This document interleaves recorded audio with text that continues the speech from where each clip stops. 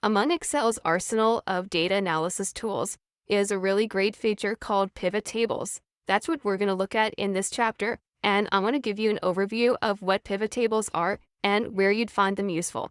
PivotTables are useful when you have a lot of data to analyze and it's not obvious how they relate to each other.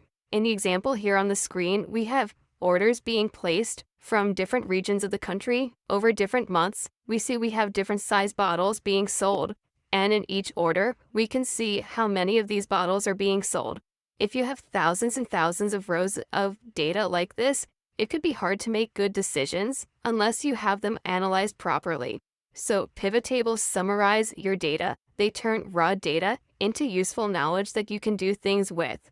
Now, if you were to create a pivot table based on the data that you just saw, this is what a pivot table might look like. Now, I know it looks kind of complicated, so let's talk about what the anatomy of this pivot table is. First thing to look at are the row labels, and we just said that we're selling to different regions of the country. So we've taken those particular data points and we've put them into the row labels because there's only a finite number of regions that we're selling to. We also have column labels, and the column labels are also taken from the data that we just saw. We have different size bottles that we're selling. And where the rubber meets the road is the summary area. So for example, we know that the central region has bought over 10,000 bottles of the 1 liter size, and they've bought over 76,000 bottles of the 2 liter size because it's summarized.